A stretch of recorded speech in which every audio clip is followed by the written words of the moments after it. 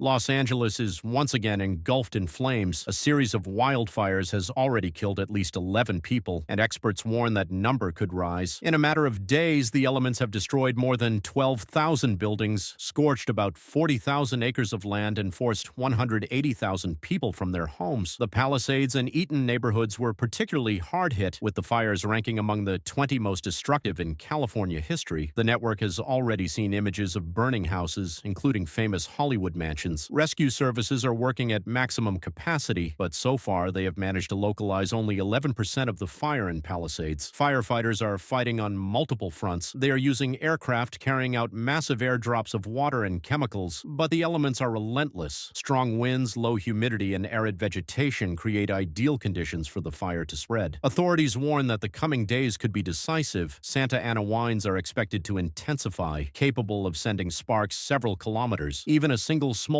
charcoal could become a new blaze, making it much more difficult to fight existing fires. These winds, combined with low humidities and low fuel moistures, will keep the fire threat in all of Los Angeles County very high. Evacuation checkpoints have been set up throughout the city, and the National Guard and police are on duty in the streets to prevent looting and panic among the population. Many residents came face to face with the tragedy. Those who returned to their homes after evacuating often found only piles of ashes instead. Criminals have decided that this is an opportunity, and I'm here to tell you that this is not an opportunity.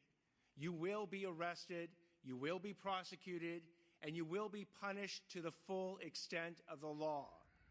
Los Angeles resident Jonathan Freeman recounts, "We left with my wife and kids in a hurry, taking only the essentials. I thought we would be evacuated for a while. When we returned, all that was left of the house was the foundation and the fireplace. I never thought a fire could go so fast." Other residents, on the other hand, made the decision to stay and tried to defend their homes. One of them, Mark Davis, was lucky. His house survived. But, he says, it was a real battle. "My neighbors and I were standing around with hoses, buckets, fighting off every new outbreak. It seemed like we were winning. But a minute later, the wind would bring a new fire. It was a nightmare." Some residents report that the smell of burning and thick smoke makes it impossible to be outside, even for those who live far away from the hotbed of the fire. Air pollution levels are so high that doctors are urging people to wear respirators and not leave their homes unless absolutely necessary. The causes of the fires are still being investigated, but it is already known that the Pacific Palisades Reservoir, which was supposed to be providing water to the area when the fire started, was empty due to repair work. This may have significantly slowed firefighters and allowed the fire to spread quickly. Additionally, eyewitnesses report that one of the fires may have started due to faulty electrical wiring in the hills outside of town. Authorities have already launched an investigation to determine if human error actually played a role in the disaster. Amid the chaos and evacuations, some criminals took advantage of the situation. Authorities have arrested nearly 24 looters who tried to loot abandoned homes. Moreover, many scammers have emerged offering victims fake aid, fundraisers, and even fictitious insurance payments. California Governor Gavin Newsom warned that such criminals will be dealt with harshly and without compromise. He urged residents to be cautious and check all information before handing over money or personal information to anyone. Despite the magnitude of the tragedy, people are not giving up. Volunteers and firefighters from other states and even countries are arriving in California. Among those arriving are rescuers from Mexico, as well as specialized teams from New York and Texas. More than 12,000 people are involved in fighting the fire. Firefighters, military rescue workers, doctors, and volunteers. The federal government has already allocated additional funds for relief efforts, and President Biden has called on Congress to expedite approval of funding for victims. In addition, many celebrities and business people are donating money to help rebuild the devastated areas. Hollywood actors, athletes, and members of the IT industry are raising millions of dollars to help their neighbors. Meteorologists have warned that winds and drought will continue until at least next week, meaning the risk of more fires remains. More mass power outages are expected to prevent short circuits and fires. It is to be hoped that the strength of the firefighters, as well as the support of the whole country, will help to stop this fiery nightmare. However, it is already clear that rebuilding the devastated areas will take years. Forest fires are a tragedy that comes to California every year, but this time has been particularly brutal. People are losing homes, favorite things, and sometimes loved ones. Nevertheless, history shows that even after the worst disasters, people find the strength to restore what they have lost. The main thing now is to stop the fire and help the victims. And after that, perhaps the authorities will finally think about long-term solutions that will help avoid similar tragedies in the future.